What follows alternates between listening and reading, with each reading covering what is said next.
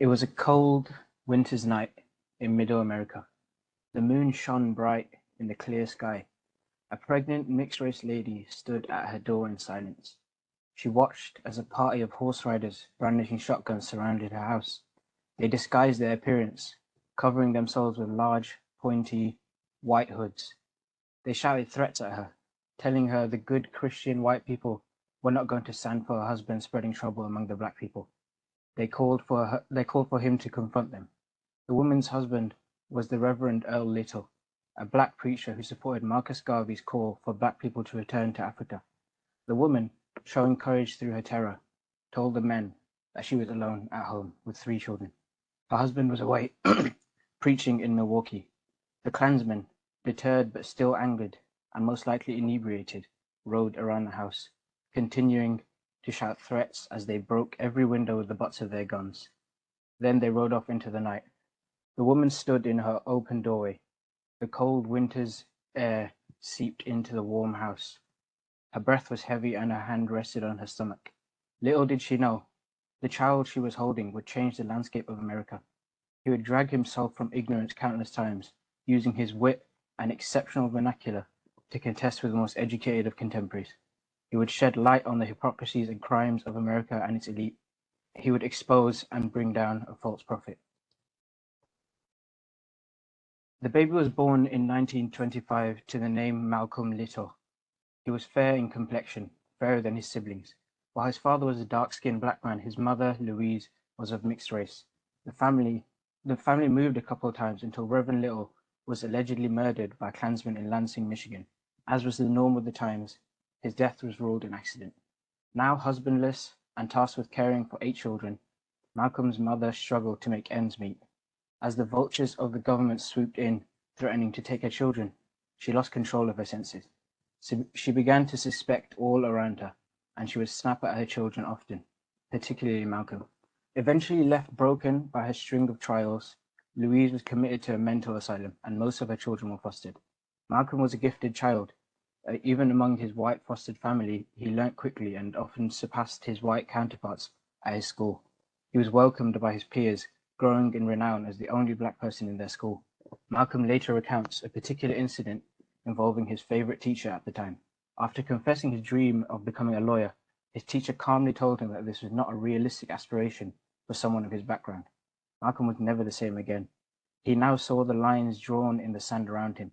He understood that though his white classmates laughed with him, they were allowed to go home and dream. For the black man in America, their greatest dream was to be seen as a white man. He grew disillusioned with the progress that the white people around him were so adamant was being achieved. There was no future for a black man, regardless of talent.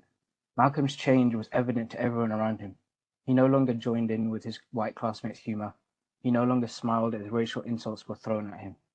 To Malcolm, it quickly became clear he had to leave Lansing, and after connecting with his long-lost half-sister, he soon moved to Boston to live with her.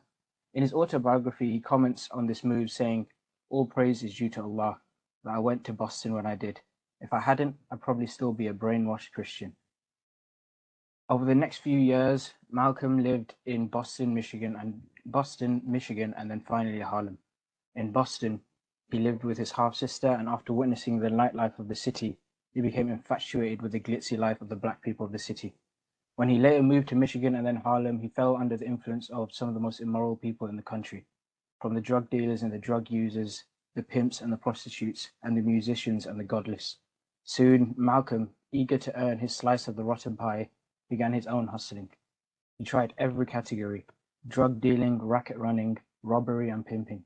He was notorious around Harlem, his boisterous personality landing him innumerable friends from the underworld and placing him into as many problems as could be imagined.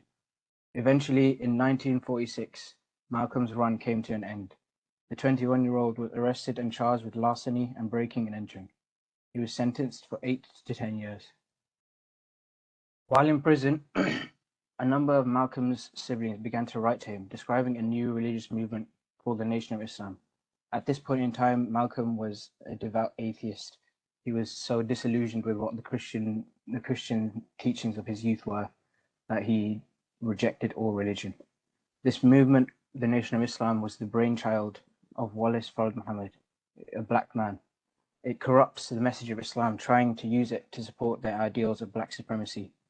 This kind of thing, it was something that Malcolm could accept because he was so angry with white people and so in support of black people that he could just accept whatever was told him. A quote from the Nation of Islam's Wikipedia page reads, "The nation teaches that there has been a succession of mortal gods, each a black man named Allah, of whom Fard Muhammad is the most recent. It claims that the first Allah created the earliest humans, the Arabic-speaking, dark-skinned tribe of Shabazz, whose members possess inner divinity and from whom all people of color are descended. This is shirk. This is shirk in all three factors of Tawheed. In Uluhiyya, because they're worshipping other than Allah, and Rububiyyah, because they're ascribing lordship to other than Allah, and then Asma wa Sifat, calling someone other than Allah by his name Allah. Malcolm was convinced by this religion. He saw its ideals of black supremacy and believed it to be an idealistic theology. He wrote to Elijah Muhammad, the man who proclaimed himself to be a messenger of Allah. Elijah told him to renounce his past misdeeds, humbly bow in prayer to God, and promise to never again engage in destructive behavior. Malcolm renounced his last name of Little, calling it a name bestowed upon him by his forebears, by some blue-eyed devil slave master. In a letter addressed to President Truman at the time, he signed with his new name, Malcolm X. Thank you for listening.